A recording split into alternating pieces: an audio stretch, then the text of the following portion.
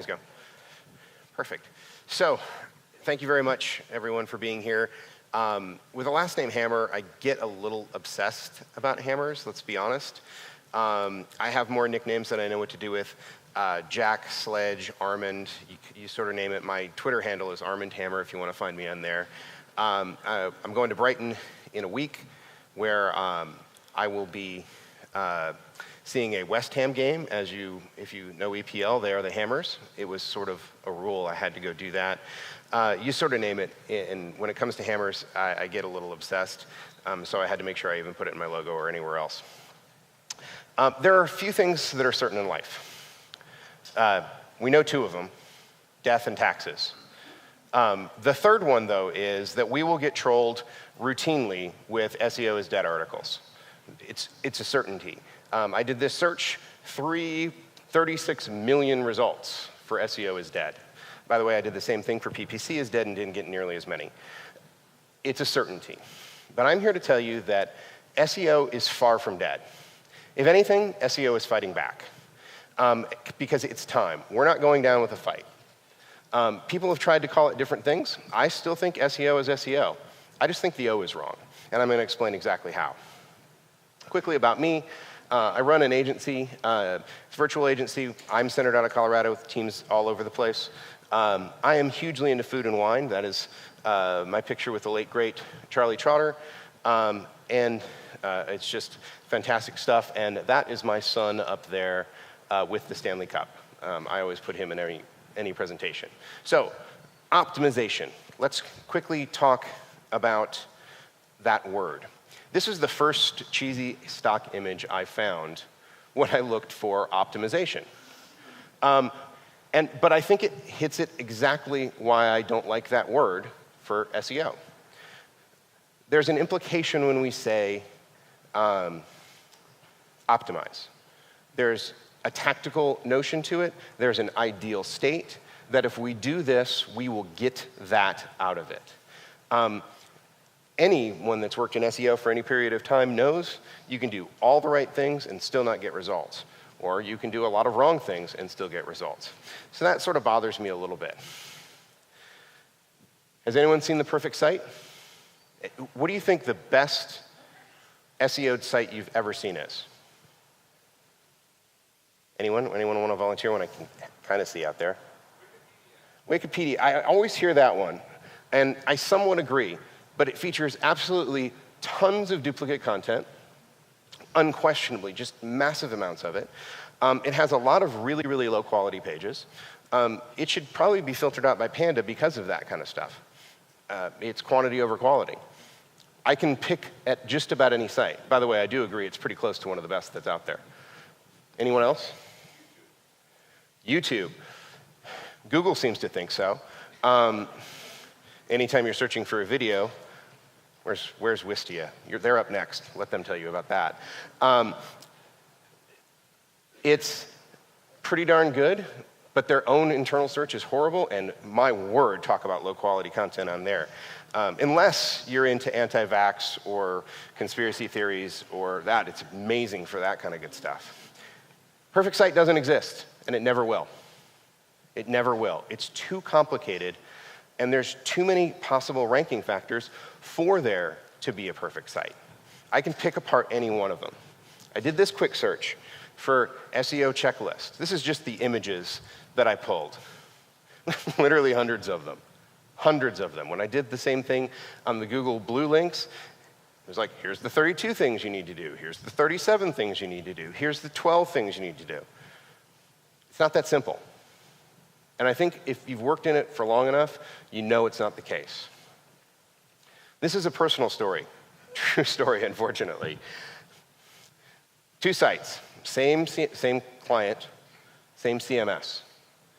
We did a technical audit and said, here are the things technically that you need to fix.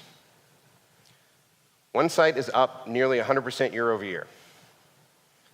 Same CMS, same site, same quality content, same you name it. Different niche. Fixed all the same things, down 20% year over year. It is making me insane. Insane.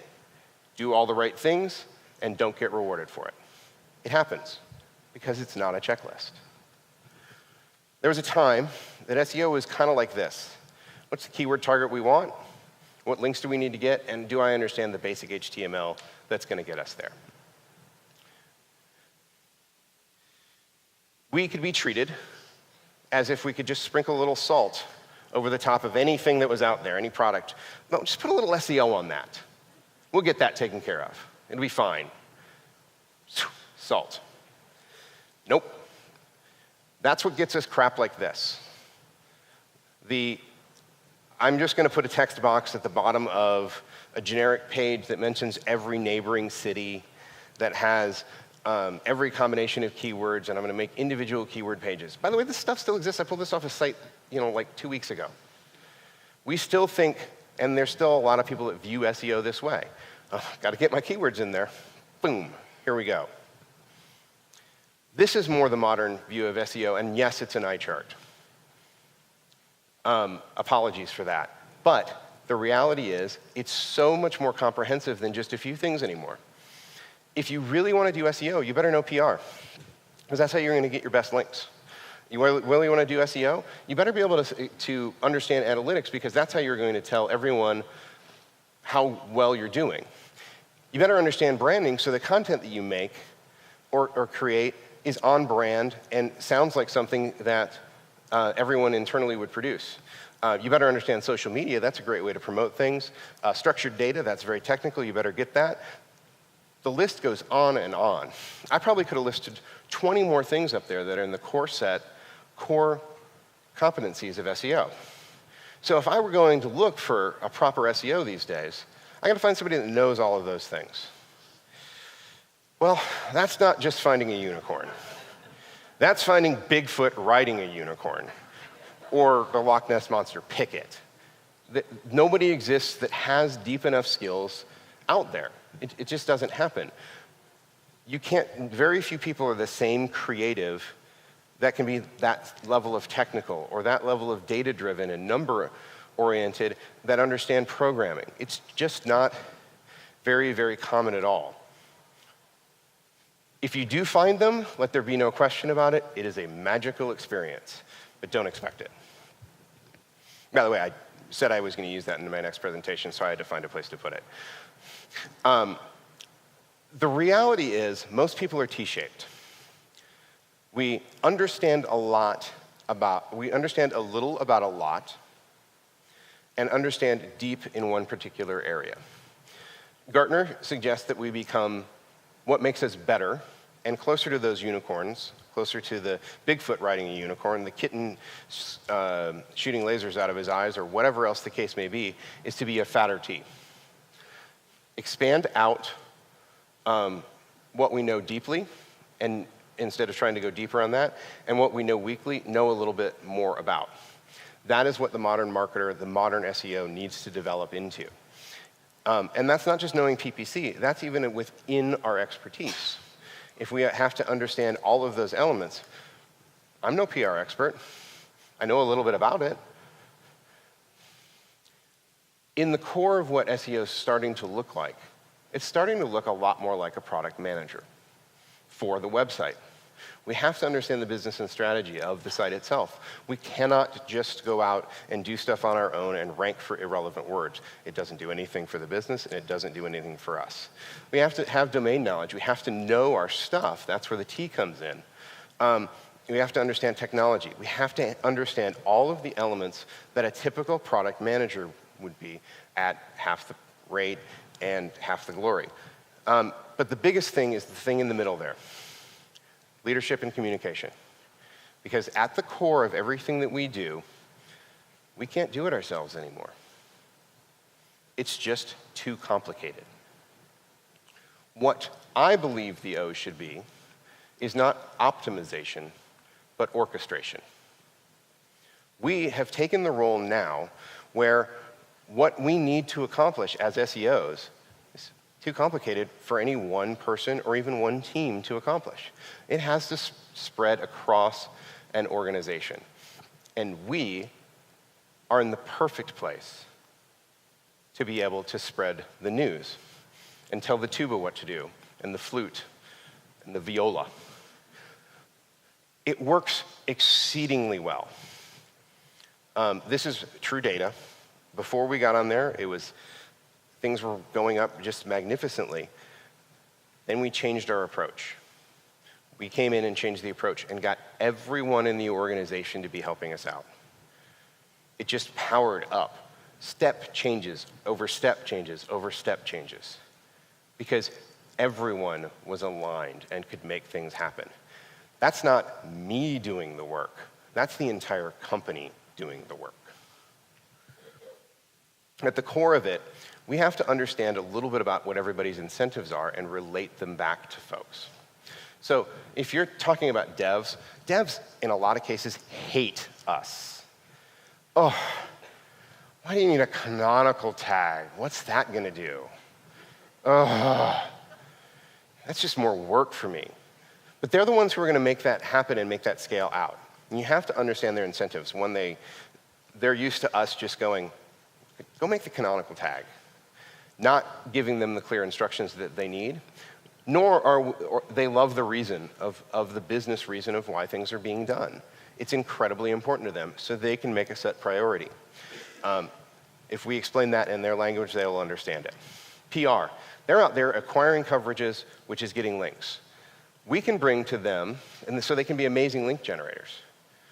We can bring them the data that lets them be more successful in their jobs. Hey, or even advice. If you change the title of this press release to this, it might be more relevant to what people are searching for, and we might do better. Our ability to offer them advice and give them quantification helps them do our link building job for, well, us. Brands tell stories nowadays, period. We just need to get them out of their, the story they want to tell and start sharing it with the customer. That's a good keyword strategy research. We can share that with brand ambassadors, influencers, anybody that's associated with this, and get some phenomenal things to happen. Customer service. They hear from the customers all the things that are wrong. Marcella said about the Viagra stuff that wasn't getting delivered. Well, if that's the problem, we better hear about it, address it, have an FAQ page about it. We can build that stuff out and address the problem before it even starts, before we get that call. And frankly, finance is out there, and they fund our efforts. They're the ones that sign the checks in a lot of cases. So we have to prove to them our business value. We have to speak our stakeholders' language as well as we have to speak the customer's language to be that proper orchestrator. So one more thing. If you do this right, you will achieve the ultimate goal. #1 rank. Then what? I've been asked this question many a time. If you're the best orchestra in the world, you don't stop. Period. You have to keep going. At that point, our job switches, because inevitably, this is what the organization wants to do. Shoot itself in the foot over and over and over again, because everyone's going to forget the lessons that we taught them of how valuable it was to put that canonical link on something and actually do the keyword research, because things are going swimmingly. SEO is never done, period. It always needs that attendant love and care. And even after we've achieved our goals, we have to stay on top of things.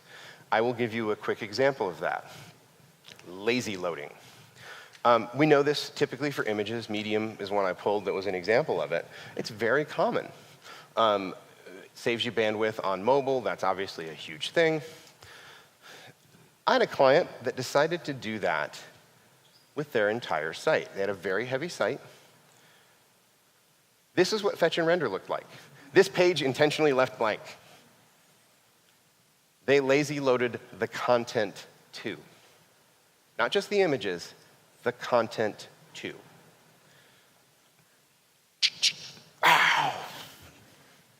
Wait, where's the other shotgun? I got another one.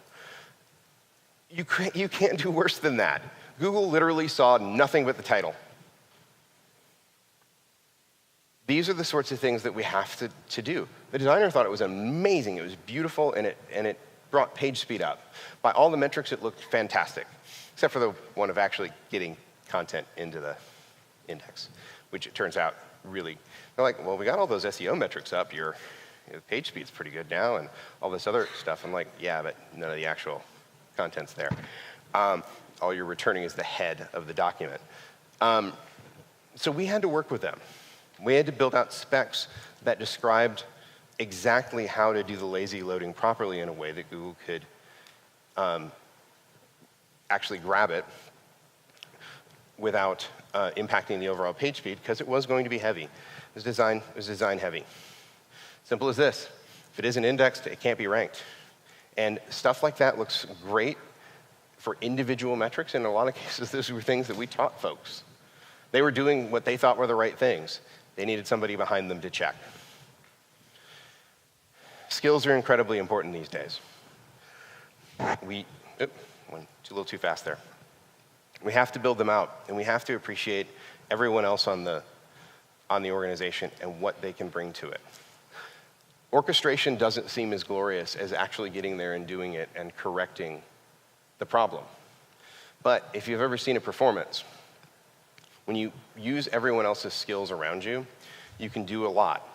The conductor of an orchestra doesn't play the tuba. He doesn't play the viola. May play a little bit of it. He corrects their work and makes sure that it happens. And at the end of the day, when the performance is over, the tuba player doesn't get to stand up and get the applause. The conductor does. Thank you.